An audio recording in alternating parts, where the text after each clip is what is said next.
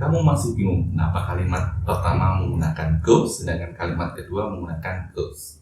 Padahal artinya sama, yaitu pergi. Penasaran? Pengen tahu? Di video ini kamu akan menemukan jawabannya. Karena saya akan membahas sebuah teknik dasar yang harus kamu kuasai ketika kamu akan belajar bahasa Inggris. Tapi sebelumnya, let's start with the bumper.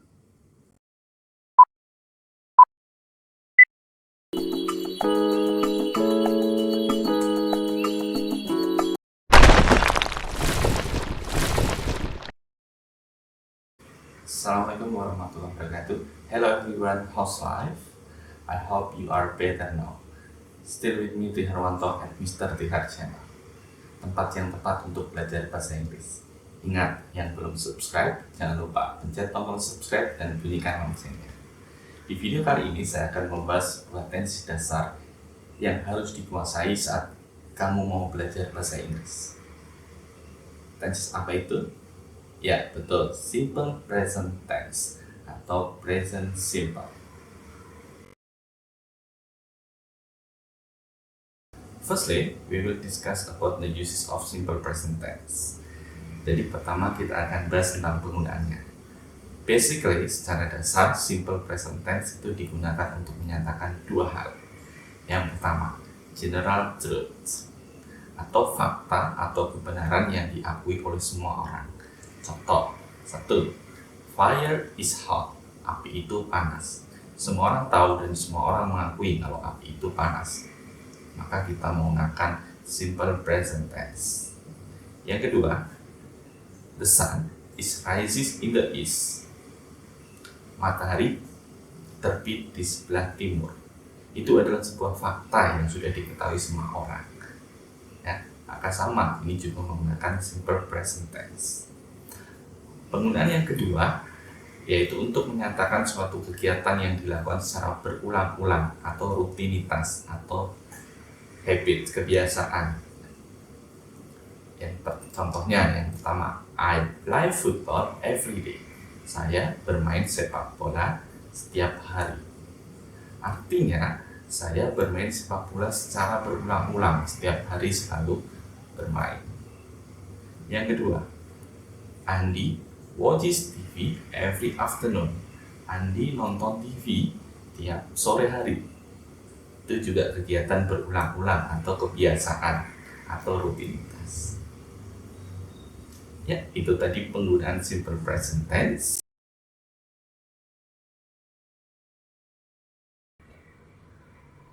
Sekarang kita akan membahas tentang bentuk kalimat simple present tense.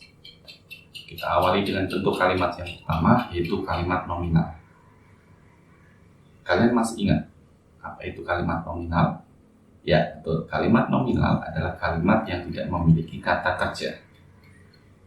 Biasanya terdiri dari subjek yang bertemu dengan adjektif, kata sifat, noun, kata benda, atau adverb, kata keterangan. Biasanya setelah subjek akan ditambahi to be. Simple present tense memiliki 3 to be. Yang pertama is, yang kedua am, yang ketiga are. Is digunakan untuk subjek he, she, it atau orang ketiga tunggal. Sedangkan am digunakan untuk subjek I. Are digunakan untuk subjek they, we, you, dan subjek yang jumlahnya lebih dari 1. Mari kita lihat contoh kalimatnya.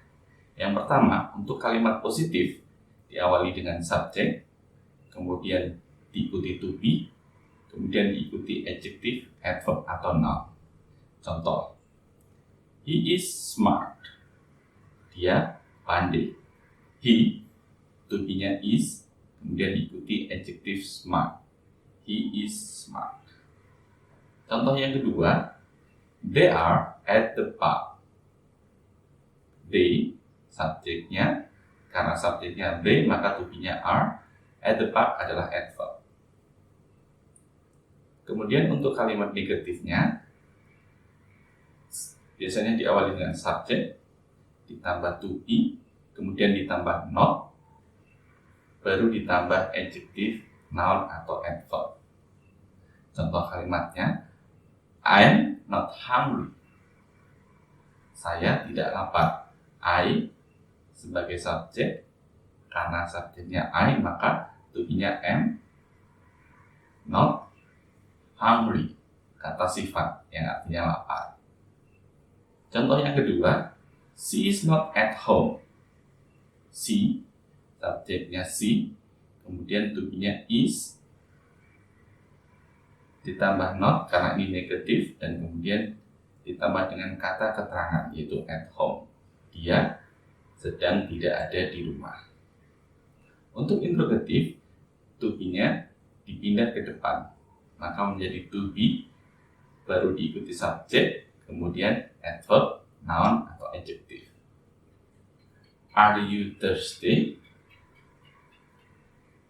Are, to be, you, subjek, thirsty itu kata sifat yang artinya haus. Jadi are you thirsty artinya apakah kamu haus. Kalau iya, kamu bisa menjawab yes, I am. Kalau tidak, kamu bisa menjawab no, I am not. Contoh yang kedua, is Andy on the way?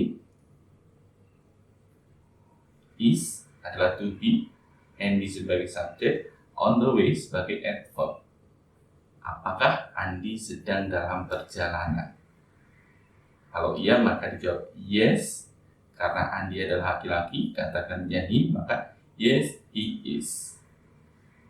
Kalau tidak, maka jawabannya no he is not. Oke, gimana? Mudah kan?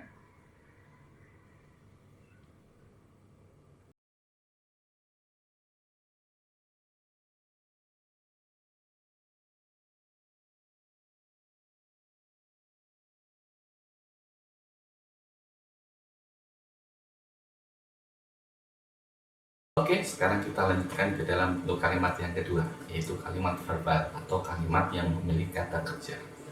Kita awali dari kalimat positif.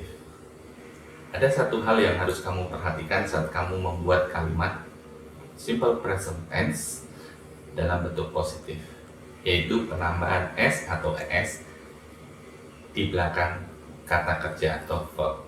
Contoh, cat menjadi cats, go menjadi goes. Kata kerja seperti apa sih yang harus ditambahkan s atau es? Bukan kata kerjanya, tapi tergantung pada subjeknya. Jika subjeknya orang ketiga tunggal, she, he, it, atau nama orang yang jumlahnya satu, maka kata kerjanya harus ditambahkan s atau es.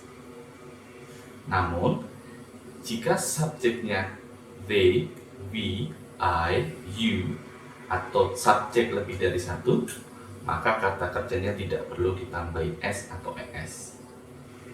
Nah, sekarang kita masuk ke contoh kalimat positif. Wawan bangun pagi pada jam 5 pagi. Karena Wawan ini orang ketiga tunggal, maka kata kerjanya kita tambahi s. Maka kalimatnya akan menjadi Wawan bangun pagi itu get up, akan menjadi gets up at 5 o'clock every morning. Ya, Wawan gets up at 5 o'clock every morning. Get up menjadi gets up karena ditambahkan s. Kemudian contoh yang kedua, Wawan dan Ani pergi ke sekolah berjalan kaki. Wawan dan Ani berarti subjeknya lebih dari satu, atau bisa kita gantikan dengan kata they. Ya. They usually go to school on foot.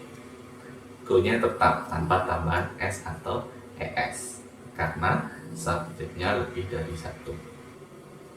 Kemudian untuk kalimat negatif, kita harus menambahkan do not atau does not setelah subjek. Nah, yang ditambahkan do not jika subjeknya they, we, I, you. Jika subjeknya orang ketiga tunggal he, she, it, maka ditambahkan does not. Contoh kalimatnya, Doni does not play football. Karena Doni itu orang ketiga tunggal, maka kita pakai does not play football. Bermain sepak bola. Contoh yang kedua, they don't watch television in the morning. They lebih dari satu, maka ditambahkan don't. They don't watch television in the morning. Mereka tidak menonton televisi di pagi hari. Ingat, kata kerjanya tidak ada yang ditambahi s atau es karena kita sudah menggunakan don't dan doesn't. Oke, sekarang untuk kalimat interrogatif. Untuk kalimat interrogatif, kamu perlu menambahkan do atau does di depan subjek. Penggunanya sama dengan tadi. Do untuk subjek they, we, I, you, sedangkan does jika subjeknya orang ketiga tunggal he, she, it. Oke, kita lihat contohnya. Do you read a book every day? Apakah kamu membaca buku setiap hari? Di sini subjeknya you, maka depannya ditambahkan do. Kemudian kalau iya, yes, I do. Kalau tidak, maka kamu bisa menjawab no, I do not, atau disingkat don't. No, I don't. Contoh yang kedua, does Sonny ride his bike every afternoon? Apakah Sonny mengendarai sepedanya setiap sore? Sonny orang ketiga tunggal, maka kita pakai does di depannya. Kalau iya, maka kamu bisa jawab yes, he does, karena Sonny kata gantinya he. Atau no, he does not, atau no, he doesn't. Dari beberapa contoh kalimat tadi, kita bisa menyimpulkan kalau pola kalimat simple present tense adalah sebagai berikut. Untuk kalimat positif, subjek ditambah verb atau kata kerja ditambah s atau es jika subjeknya orang ketiga tunggal, kemudian ditambahkan dengan objek. Untuk kalimat interrogatif, subjek plus do not atau don't, atau does not atau doesn't plus objek. Nah, untuk pola negatifnya, maka diawali dengan do atau does plus subjek plus verb atau kata kerja.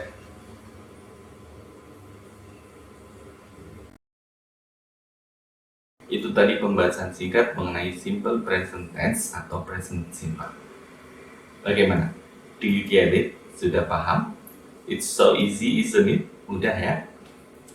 Jika kamu ada pertanyaan, kritik atau saran, silahkan kamu tulis di kolom komentar. Jika kamu suka video ini, silahkan pencet like dan bagikan video ini ke teman-teman kamu. And the last, don't forget to click subscribe button and ring the bell. I hope this video will help you to learn English. See you again in the next video. Wassalamualaikum warahmatullahi wabarakatuh.